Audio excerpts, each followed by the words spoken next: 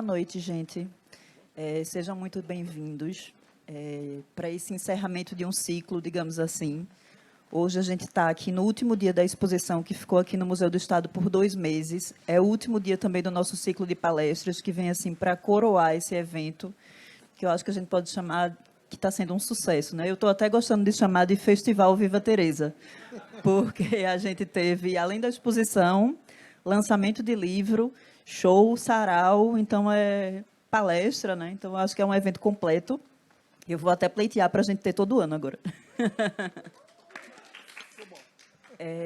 Então, hoje a gente está aqui nesse fim de ciclo e eu queria aproveitar para agradecer muito, primeiro ao governo do Estado, que é quem promove esse evento, por meio da CEP, da Fundarp, da Secretaria de Cultura. Eu acho que a gente vive tempos muito duros para os trabalhadores da cultura e, enfim, para os artistas. E a gente está tendo um governo do Estado que está incentivando uma atividade como essa, então acho que é bom a gente falar, valorizar. E quero agradecer a todo mundo que fez isso aqui acontecer. Eu não quero citar nome porque eu vou terminar esquecendo, mas todo mundo sabe de quem eu estou falando. Um beijo para todo mundo, obrigada. E obrigada a vocês que estão aqui hoje, num dia de chuva como esse, para prestigiar o trabalho de Teresa Costa Rego. Eu acho que esse evento serve assim, para a gente saber que as pessoas querem saber mais sobre Teresa Costa Rego, que é uma artista que... esse é o primeiro evento que acontece depois que ela faleceu. E a gente está vendo que, né, o artista fica, a arte fica, né? A gente está aqui para provar isso hoje. Então, para eu não me alongar muito aqui, sim, eu quero dizer que quando acabar a palestra, a gente vai ter uma série de shows aqui, que fazem parte do Festival Viva Teresa. Eu não quero demorar muito. Hoje a gente termina aqui com uma palestra de Marcos Lontra, chamada Teresa, a Consolidação do Moderno. Marcos Lontra é curador de exposições no Brasil e exterior, foi diretor da Escola de Artes Visuais do Parque Lage. Em Brasília, criou o Museu de Arte Moderna e, aqui no Recife, o Museu de Arte Moderna Aloysio Magalhães, o Mamã. Foi diretor do Museu de Arte Moderna do Rio de Janeiro, MAM, e secretário de Cultura de Nova Iguaçu. Curador do Prêmio Indústria Nacional Marco Antônio Vilaça e curador desta mostra, Viva Teresa. Então, é com você. Bem, obrigado, Joana, obrigado a todos. Agradecer, evidentemente, ao Governo do Estado de Pernambuco, ao Museu do Estado. Como Joana falou, nesse momento tão difícil, é importante saber que nós ainda temos alguns gestores públicos que consideram o Brasil no seu potencial criativo, no seu potencial transformador, no seu potencial de futuro, no seu potencial criativo, realmente. E, enfim, agradecer também à CEP pela publicação desse excelente livro, coordenado por Joana, sabe? E, principalmente, também agradecer ao meu companheiro, meu querido amigo Bruno Albertin, que dividiu a curadoria comigo, e é sempre um prazer a gente trabalhar em parceria, principalmente quando a parceria se estende para o campo da amizade, né? Quer dizer, Bruno, além de ser um profissional preparado e competente, jornalista como eu, é um querido amigo, então a gente trabalhou sempre sobre a presença de Teresa, que nos dava sempre força, que tinha capacidade de falar coisas super inteligentes e sérias, ao mesmo tempo rir, relaxar, debochar e perguntar, e viver a vida na sua plenitude. A minha ideia é conversar aqui um pouco com vocês sobre Teresa. Certamente as duas curadoras que me precederam, quer dizer, Denise e Clarissa, certamente devem ter abordado a questão feminina, que é realmente muito importante em Teresa. Hoje existe essa coisa, né, do tal do bendito, essa palavra, essa expressão que eu odeio, essa tal de lugar de fala, mas enfim, entendeu?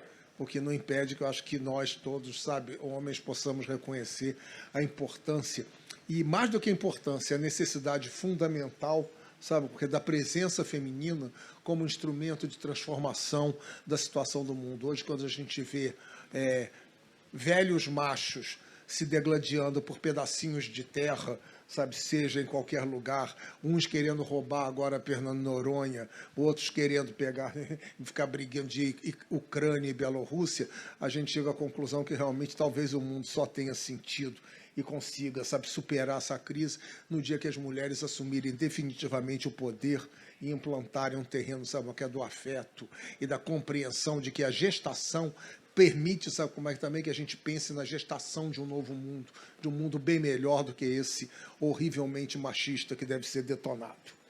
E então eu pensei em algumas coisas para conversar com vocês, em especial porque nós estamos vivendo hoje, né, em 2022, algumas questões, quer dizer, basicamente são as duas grandes situações de conversa, que é a bendita Semana de Arte Moderna de 22, realizada em São Paulo, e também a independência brasileira, né, em 1822 e tudo, que são momentos muito, quer dizer, são efemérides que a gente deve analisar.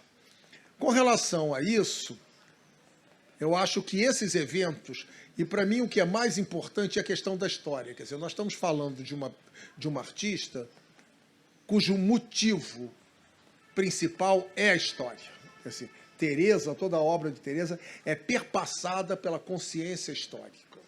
E eu acho que a gente deve ter isso sempre em mente e considerar que a história não é aquilo como um museu que fica socado lá para poucos. A história é o conhecimento fundamental para a gente dialeticamente transformar o mundo. Eu acho que isso é que a gente deve encarar na semana de 22, que é sem dúvida um símbolo, que é sem dúvida discutível, mas que ela nos permite algumas reflexões. Eu tenho experiências muito curiosas, contando até uma coisa pessoal. Eu, quando era jovenzinho, assim, querendo escrever sobre arte, eu trabalhava numa revista de arquitetura, módulo, dirigida pelo Oscar Niemeyer.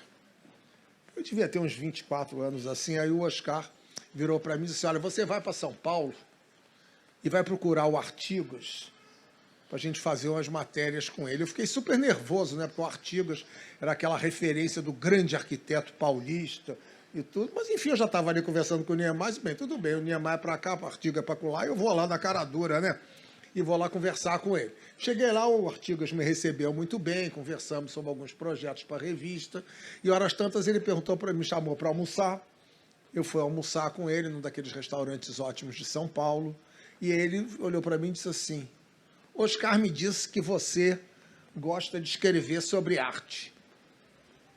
Aí eu falei assim, pois é, eu escrevo basicamente sobre arte moderna, gosto muito. Aí fui puxando, ele olhou para mim e falou uma coisa que eu nunca esqueci. Ele falou assim, pois é, aqui em São Paulo todo mundo fala dessa besteira que foi a semana de 22. 3 riquinhos que não tinham nada o que fazer. Pois a grande importância para a arte brasileira, para nós, foi a fundação do Partido Comunista em 1922. Isso sim que é importante do que qualquer bobagem de semana em festinha no Teatro Municipal. E eu fiquei com aquilo guardado e começo a pensar algumas coisas e começo a ver, quando a gente vai ficando velho, a gente vai vendo que os velhos têm razão. Né? Talvez seja uma defesa psicológica da gente achar que a gente tem razão. Mas eu vi como é que o Artigas tinha razão, porque se nós pensarmos a questão do modernismo, nós vamos determinar, assim, quer dizer, em termos puramente teóricos, assim, que a gente tem 2 balizas fundamentais na questão da arte no modernismo, que seria Freud e Marx. Freud, que, com toda a possibilidade que ele nos deu da criação dos movimentos que se chamam, quer dizer, de maneira equivocada, ao meu ver, das vanguardas negativas do modernismo. Surrealismo, dadaísmo, simbolismo, essas coisas. E o Marx com a consciência de que os processos da Revolução Industrial, que aquela ideia de mundo utópico que embasa a questão modernista, que essa ideia de utopia de um mundo justo só seria possível através de uma ação política efetiva, de uma consciência clara de que o capitalismo acumula, isola, segrega, e que nenhuma produção seria possível sem a transformação real, sem a imposição do trabalho sobre o capital.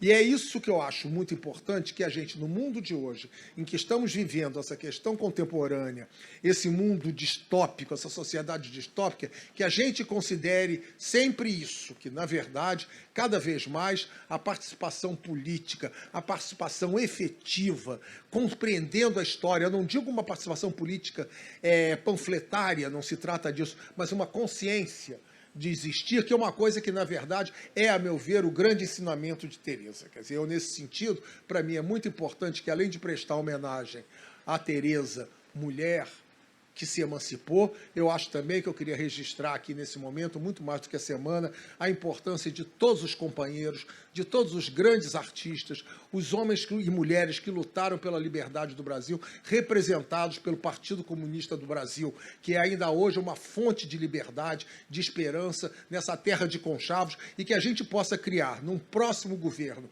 uma presença permanente, fiscalizadora, para que possamos compreender que as alianças políticas são necessárias, mas que nós temos o dever e a obrigação de mantermos a nossa posição para adotarmos políticas de pressão para que a gente não entregue o próximo governo a uma pauta conservadora na área de costumes e na sua área econômica. Então é isso que é fundamental e, nesse aspecto, mais uma vez, a meu ver, o Partido Comunista Brasileiro, não quero que fazer proselitismo, é uma fonte, é o nosso caminho, é a necessidade que nós temos para continuar e para dar a orientação desse governo. Eu não poderia deixar de falar isso, afinal de contas, por toda a referência de Teresa, que essa luta e essa visão de Teresa, que a obra dela, ela compreende a história por seu sentido marxista, por seu sentido de elemento de transformação de mundo. Quer dizer, e é isso que nós precisamos. Conversava há pouco com o Bruno, de que qual seria a grande pintora brasileira, figurativa, a partir, digamos, da questão contemporânea, dos anos 70, anos 80, anos 90, sem dúvida, Teresa Costa Rico. Essa compreensão é que nos faz o seguinte, o dever e o compromisso de trazermos isso a público, não apenas no sentido de darmos a ela o reconhecimento nacional que ela merece, mas simplesmente porque isso é muito importante, porque saber as várias opiniões é fundamental. Quando nós falamos da Semana de 22, eu não estou aqui com conversa carioca, entendeu? Para querer detonar a Semana de 22, não. Eu reconheço que a Semana de 22 ela foi fundamental. E, além do mais, ela é um símbolo.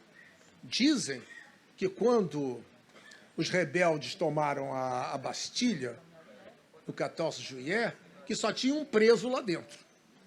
Mas o fato é que a tomada da Bastilha virou o símbolo da Revolução Burguesa, da Revolução Francesa. Então a história também se cria a partir de símbolos. Mas nós não podemos nos limitar a esse símbolo sem questioná-lo e sem enriquecê-lo. Agora há pouco eu terminei de ler um livro que eu recomendo a todos, que chama-se Modernidade em Preto e Branco, que é escrito por um belíssimo teórico carioca chamado Rafael Cardoso, em que ele analisa a força da presença negra no modernismo. Alguns momentos pouco falados, como a revolta da Chibata, que é muito importante e que as pessoas pouco falam. Quer dizer, essa consciência de uma alta linhagem negra que criou uma modernidade especial e que a gente abandona. É muito complicado a gente entender e é muito valoroso perceber que essa modernidade que se expressa num estado de uma maneira, em outro estado se apresenta de outra maneira. Não numa maneira competitiva, mas numa maneira enriquecedora. Quando, por exemplo, eu falo do Rio de Janeiro, inevitavelmente, eu não posso deixar de pensar numa grande tradição da presença negra. Como é que eu vou pensar, por exemplo, que se derrubou para o bem ou para o mal o Morro do Castelo, que se criou a Avenida Central num projeto absolutamente baseado na filosofia do Barão de Haussmann, na ideia da cidade planejada, da orientação de uma cidade organizada, que é um projeto modernista e que o Rio de Janeiro incorporava desde o início do século. Como a gente pega um escritor como Lima Barreto, fundamental, sabe, a voz da negritude, João do Rio e tantos outros, e tudo isso entra no limbo, permitindo que o jornal, sabe, que a meu ver, o jornal porta-voz do reacionarismo aristocrático brasileiro, que é o Estado de São Paulo, se dê ao requinte estúpido de dizer Semana de 22, onde nasceu a cultura brasileira. Desculpa a expressão, PQP. Que pretensão do cacete. Aí eu olhei ali e falei assim, desculpa, eu vim de um lugar que produziu Machado de Assis, então Machado de Assis está fora dessa parada. Né? Castro Alves, ninguém mais existe. Quer dizer, tudo começou em 22. É uma arrogância, uma petulância, e eu acho que nesse sentido, eu entendo a força de Teresa, que ela representa não esse modernismo inicial, não esse modernismo de vanguarda que batalha por seu espaço, mas um modernismo já consolidado, já estabelecido, mas que coloca, a partir de uma experiência especificamente pernambucana, a importância da figuração e da relação direta com a arte popular brasileira. Quer dizer, nós temos o dever de construirmos as nossas histórias, para que a gente mostre que a nossa história é rica. Nós somos pessoas diferentes. Quantas vezes nós mesmos, né? Quando nós vemos, por exemplo, um personagem de novela, a gente olha, a gente vê aquilo ali, é tão fácil a gente ler, né? Fulano é assim, aquela ali é boazinha, aquela ali é a mazinha, não sei o quê. Quando a gente aprofunda o conhecimento, você lê grandes autores, você vê grandes interpretações no teatro, você percebe a densidade das nossas forças e das nossas fragilidades, dos nossos compromissos maiores e também dos nossos defeitos, das nossas incapacidades de resolver certas coisas. E é isso que faz uma questão, que nos faz personagens dessa história de maneira muito vibrante, muito atuante. Então, quando eu olho, eu vejo que história rica que o Brasil precisa saber sobre Pernambuco. Quer dizer, quando eu vejo que Teresa Costa Rego ainda não é tão conhecida no Brasil quanto merece, eu digo, pô, que pena. Mas que pena o Brasil! Entendeu? Não é pena a Teresa, porque a Teresa está aí, sabe? Mais dia, menos dia, ela vai ser reconhecida. A obra é perene.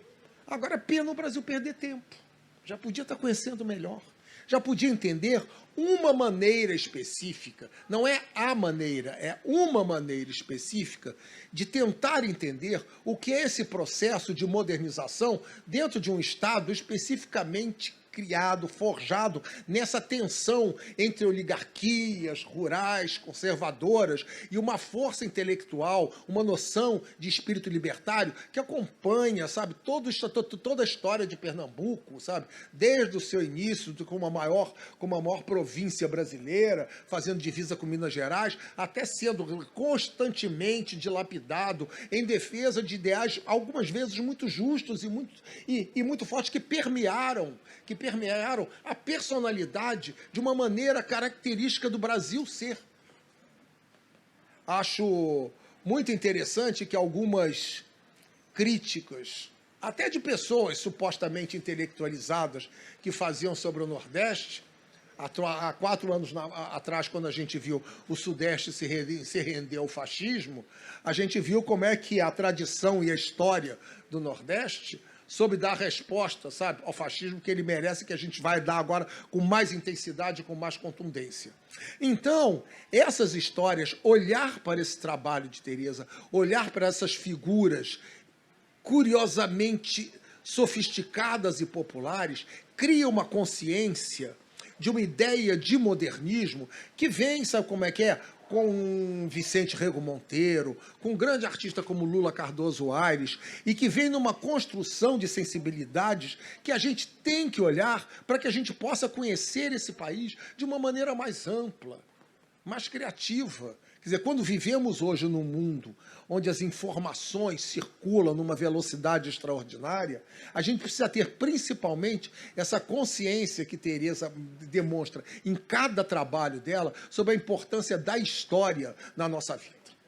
Quer dizer, a maneira, e nós sabemos disso, claro, quer dizer, a maneira mais fácil de você imbecilizar um povo é você tirar a história desse povo. Ou então você escamotear uma história de bondades e de cordialidades e de generosidades, onde o que há é violência, chibata, porrada e morte. Morte, extermínio dos índios, extermínio das populações escravizadas, extermínio da classe operária, e está aí presente. Ontem mesmo, sabe como é que é? Esta praga que nos governa presta mais uma vez homenagem a um torturador. E grande parte da elite brasileira não se manifesta sobre isso, como se fosse natural alguém, sabe como é que é, um presidente da República defender a tortura, defender um torturador. não entende o que é o limite da decência, da dignidade humana. Então a arte precisa se posicionar. E Teresa sempre fez isso. A gente olha, tem ali os seus painéis, as suas grandes pinturas épicas, ela está falando de nós. Ela está mostrando a nossa força, ela está mostrando a nossa capacidade, com os seus vermelhos, com as ferramentas da arte. Ela não está fazendo panfleto, isso é muito importante, mas ela está mostrando para a gente o que somos na verdade. E somos bons, e temos coisas boas. E é preciso que a gente possa levar isso para todo o país, para que a gente possa entender essa força criativa que existe, sabe, hoje aqui, na literatura, no teatro, no cinema, na música, enfim. Como é que a gente pode, na verdade, criar uma relação de valorizar, de respeitar e de admirar a diversidade? Quer dizer, só isso, só a diversidade nos salva. Somente nesse país que ele já é naturalmente vocacionado para isso. Quer dizer, nós somos já essa ideia, essa mistura, essa confluência de culturas. O que precisamos é compreendê-las de maneira melhor, é compreender essa força, compreender esses elementos de transformação. Então, hoje, quando nós olhamos essa obra densa de uma artista, que parece que Denise Matar se refere, quer dizer, que diferente de grande parte das artistas brasileiras, começa tarde.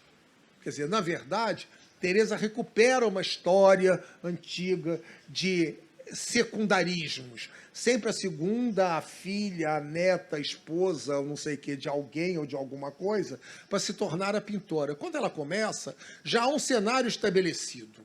É um cenário estabelecido que, curiosamente, ela só poderia encontrar resposta se ela tivesse atuado como atua aqui em Pernambuco.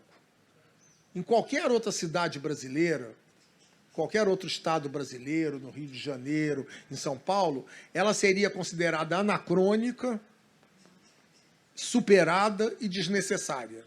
Aqui ela encontrou um espaço onde a construção particular do modernismo pernambucano abre espaço para esse tipo de trabalho. Numa época, digo, que esse tipo de produção era muito estranha.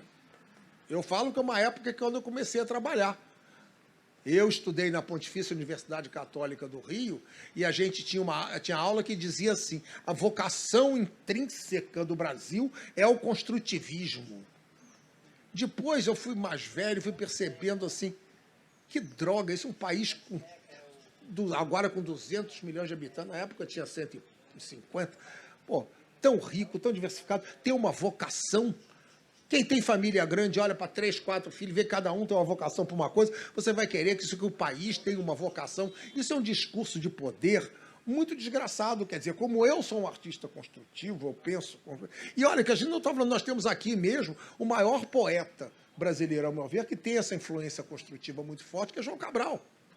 Agora, você não vai querer dizer que isso determine que acaba com o resto. Essa visão excludente que é muito perigosa.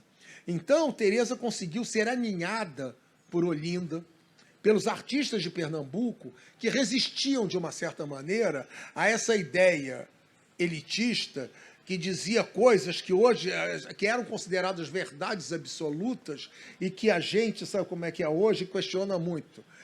Rosenberg, quando via qualquer coisa relacionada com regionalismo, dizia o regionalismo é a revolta da geografia contra a história. A visão de que nós vivíamos, chamava-se então de América Latina, porque nós não podíamos nos identificar com a questão da América. E a própria esquerda tinha esse discurso também, vamos reconhecer, de que a luta feminina era uma luta menor diante da luta de classes, de que todas as lutas específicas, sabe, que hoje são fundamentais. Quer dizer, que hoje, quando a gente olha, sabe, a presença, a luta, as questões de gênero, as questões de raça e as questões de preservação do planeta, elas são os instrumentos básicos da gente tentar articular para manter a força da arte e a transformação do mundo. Mas, enfim, vamos aprendendo. E Teresa, ao chegar em Olinda nos anos 80, ela encontra essa espécie de proteção, essa espécie de útero, para dizer, aqui você pode fazer isso. Se você fosse para outro lugar, você não ia ser aceita. E ela soube construir o trabalho dele com uma audácia extraordinária, porque aí também existe outra coisa também que a gente não gosta muito no marxismo, é reconhecer as vocações individuais. E existe vocação. Godard tem uma expressão que eu gosto muito, que ele diz assim: cultura é regra, arte é exceção. Então, quer dizer, esse aspecto, até certo ponto, não democrático da arte é muito interessante, porque a gente vê hoje, nós estamos vivendo no mundo contemporâneo um grande dilema, que são produções artísticas com muito boas intenções, mas obras de arte ruins. Então, você precisa entender esse diálogo e essa perturbação do mundo, e é nessa perturbação do mundo que a obra de Teresa passa a ter um outro significado, e um significado premonitório. Quer dizer, quando ela começou a pintar, que ela era uma artista talvez anacrônica para os conceitos, hoje os vanguardistas são anacrônicos. E quem é o pensamento contemporâneo é o dela. Quer dizer, e como que isso se estrutura? Através de uma técnica tradicional como a pintura. É claro que ninguém vai negar que as grandes conquistas tecnológicas são fundamentais. A arte, ela não é uma técnica. A arte é uma instância. Não está falando de história? Tem um historiador da arte, talvez o mais importante do século XIX, Ruskin, que dizia uma coisa, ele dizia isso, acho que em 1847 ou 1857, eu gosto muito disso. Ele diz assim: quando eu dou aula de arte para um carpinteiro, eu não quero que ele vire artista, eu quero que ele seja um carpinteiro feliz. Então, quer dizer, quando você convive com a arte, quando você usa a arte como experimentação, não importa se a técnica é a pintura, é a xilogravura que acompanha o ser humano desde os seus primórdios, ou se é uma pesquisa, sabe como é que é na internet. Tudo é uma questão de instância criativa. A função da arte é perguntar e provocar e levar as coisas ao limite. E muitas vezes fazer esse tipo de inquietação, esse tipo de pergunta, esse tipo de dúvida, quando você, como é o caso de Teresa, se apropria de uma técnica, de um suporte tradicional, como a pintura sobre tela, quer dizer, você jogar tinta num pedaço de pano, é muito difícil. Porque você vai olhar e vai dizer, fulano já fez. Fulano já aconteceu. E você está diante de você, o artista, ele tem que ter coragem, porque ele está olhando diante dele, ele está vendo, ele está carregando a bagagem histórica de todo mundo.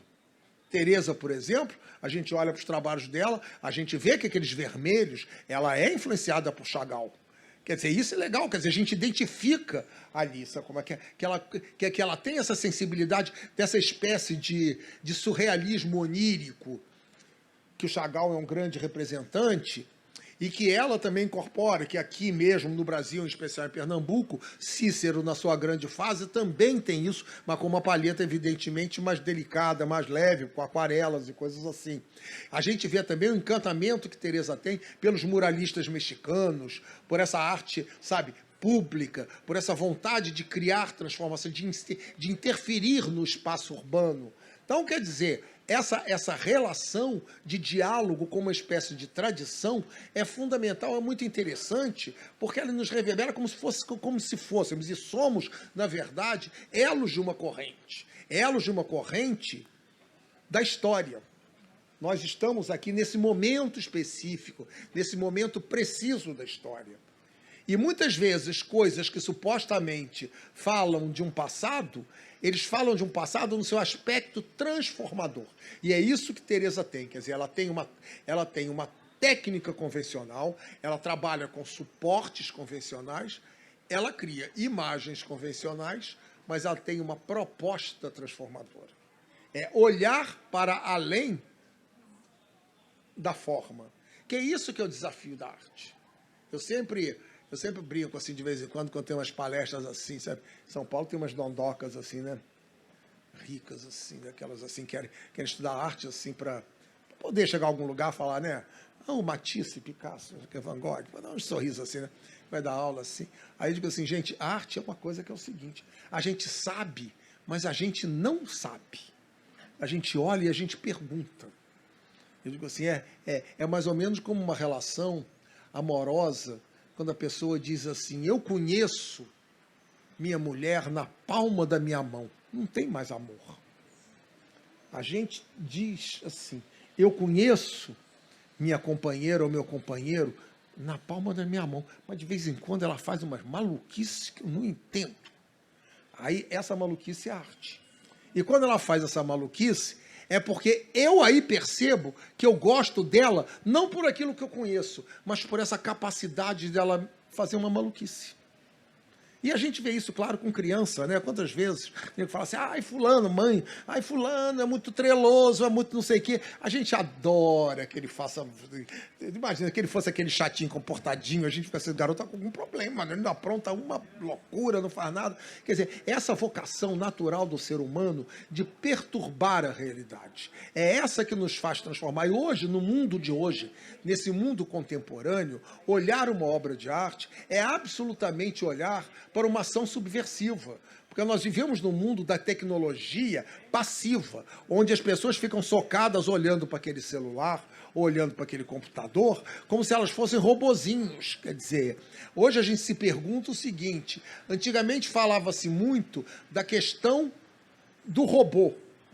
Eu fico pensando assim, os cyborgs, quer dizer, quais são essas pessoas que nós estamos virando assim? Você já começa, hoje a pessoa já vai, já coloca, né, um peito, já faz uma coisa, já não tem essas pessoas malucas, tem o Ken contemporâneo, né, que a bicha ficou com uma cara que você não sabe de onde que saiu, né, fez uma cara, ficou parecido com a Barbie, outro ficou parecido com o Ken.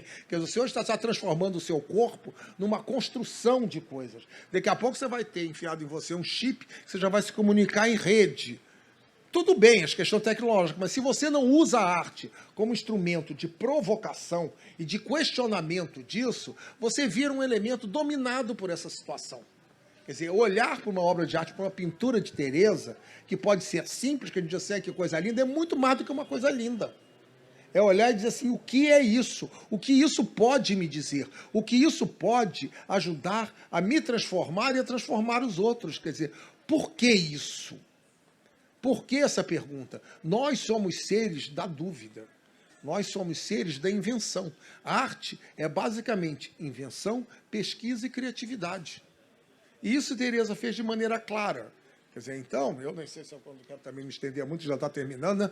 Eu tenho que abrir aqui para conversar. Então, quer dizer, basicamente eu falei assim, me desculpa que eu não tenho a menor formação acadêmica, eu vou falando tudo que me vem na cabeça, não fiz roteiro, não fiz script, mas só para terminar, para depois se alguém quiser falar com o maior prazer, para dizer que é o seguinte, olhar para uma obra de Teresa é olhar para a história na sua força atemporal, na sua força dialética de objeto de transformação e de diálogo.